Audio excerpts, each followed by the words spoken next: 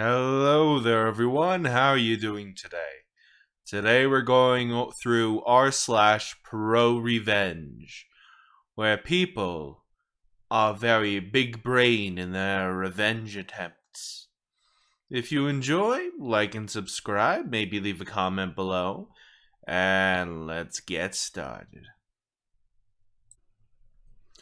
Landlord is jealous of my income, raises my rent $500. I screw him years later for 20K. TLDR is the same as the title. Landlord is jealous of my income, raises my rent 50%. I screw him over years later for 20K. All names have been changed.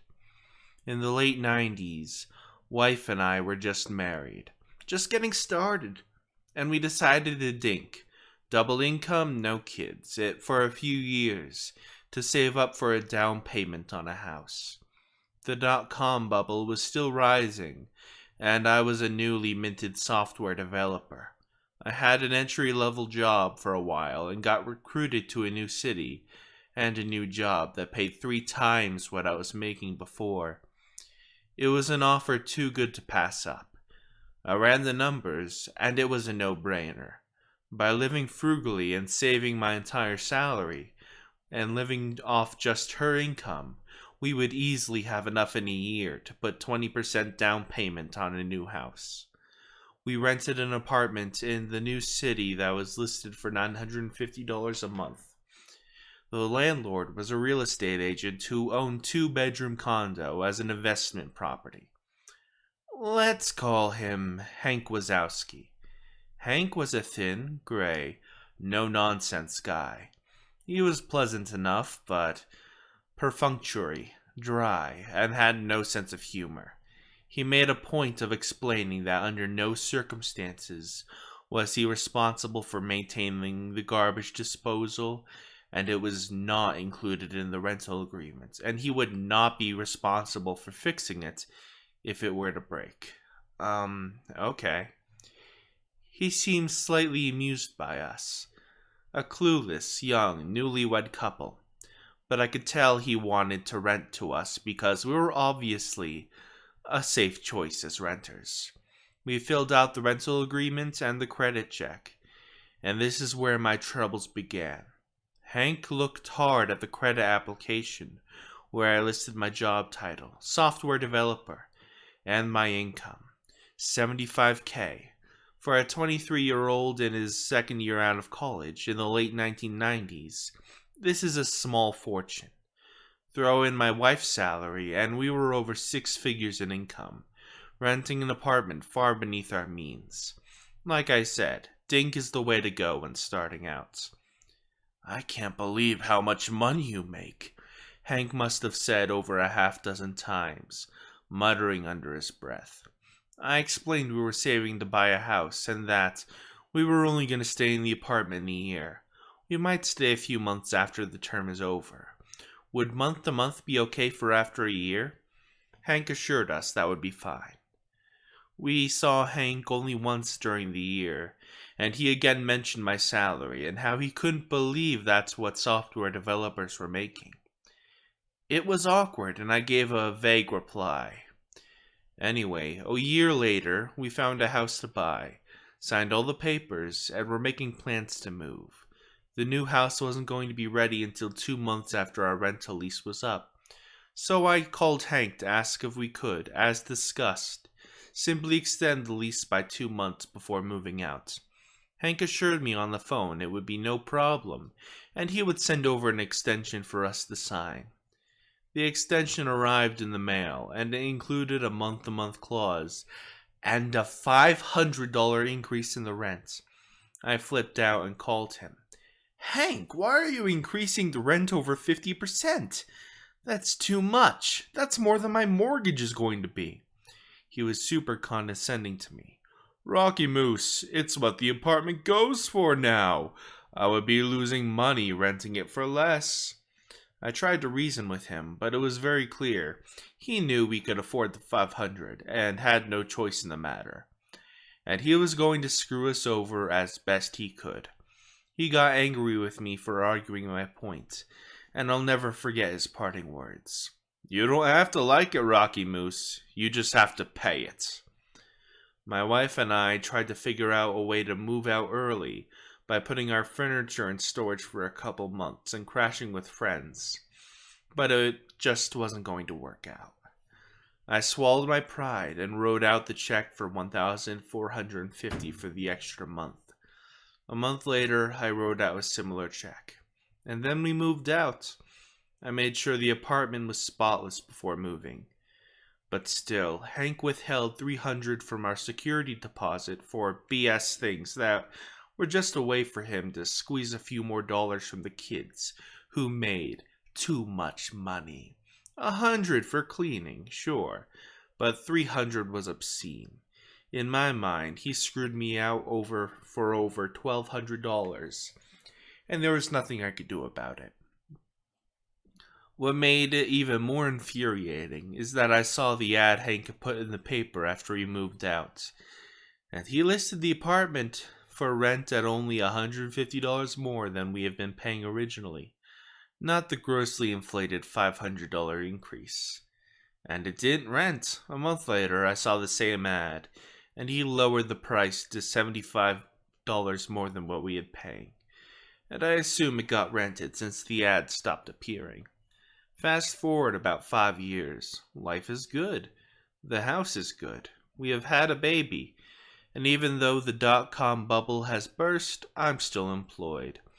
One day, out of the blue, I overhear one of my coworkers, Phil, a senior developer, talking to the guy working at the reception desk. "Hey, Mike, I'm expecting someone to drop off some paper for me. If a Hank Wazowski asks for me, tell him I'll be right out." I freeze and get a taste of bile in my mouth, remembering how I had to write out that name, all those checks, all those years ago. There's no way it's the same guy, right? I walk over to Phil, who is still by the reception desk. "Phil," I say, "how do you know that name, Hank Wazowski?" Phil explains that Hank is his real estate agent. I bought my condo through him several years ago. I'm selling my condo now so I can buy a house, so I'm going to ask him to be my agent again. Do you know him? I tell Phil that I used to rent an apartment from Hank, and described what he looks like. Phil confirms the description. It's the same guy. Wow, small world, right? And on cue, right then the front door to the office opens, and in walks Hank Wazowski. I stare in disbelief. He's carrying a folder of papers and doesn't recognize me.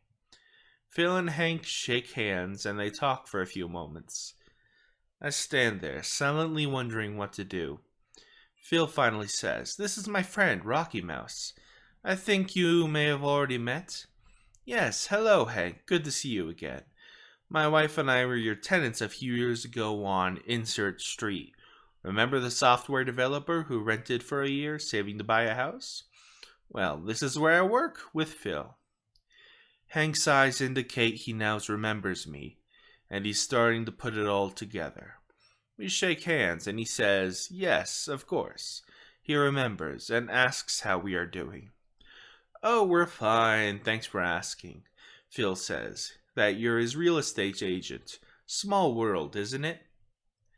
Hank nods pleasantly. He still doesn't remember the details of our last conversation. I do some quick math in my head.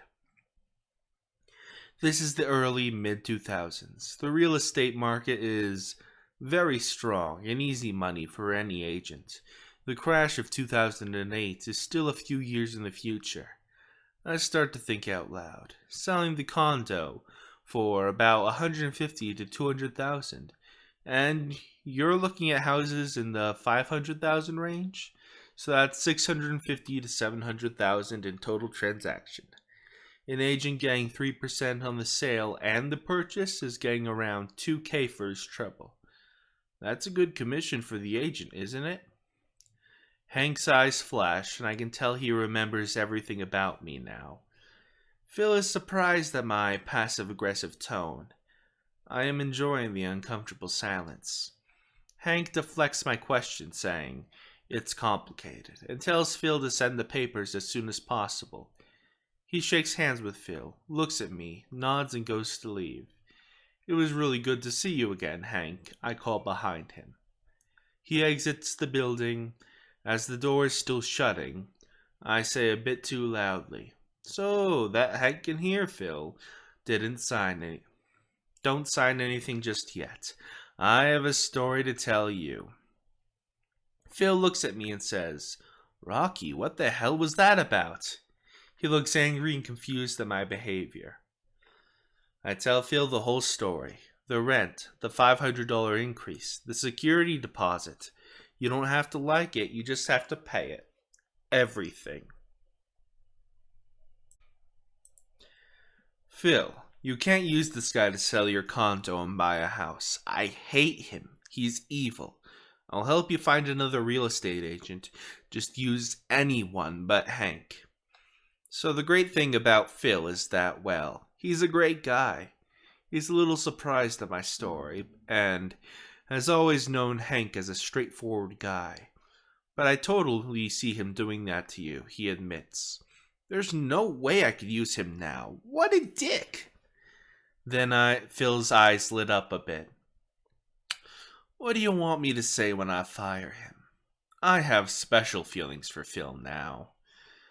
We came up with a plan, and I made sure there were some key phrases in Phil's repertoire.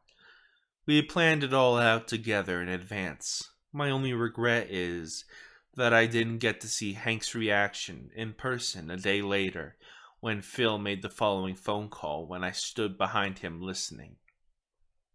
"Hi, Hank. It's Phil calling. Yeah, about that. I've been decided to get some other quotes from other agents. I'm not going to sign up with you." No. You shouldn't give a discount. You'd be losing money if you did that. Pause. "No, this is just the decision I've made. No, it has nothing to do with Rocky Moose." Pause. "Well, you don't have to like it, Hank. You just have to accept it. Goodbye." And it was the greatest revenge I could have ever imagined. Through a chance meeting years later, Hank got screwed out of $20,000 in easy commissions. And the best part is, Hank absolutely knew it had everything to do with Rocky Moose.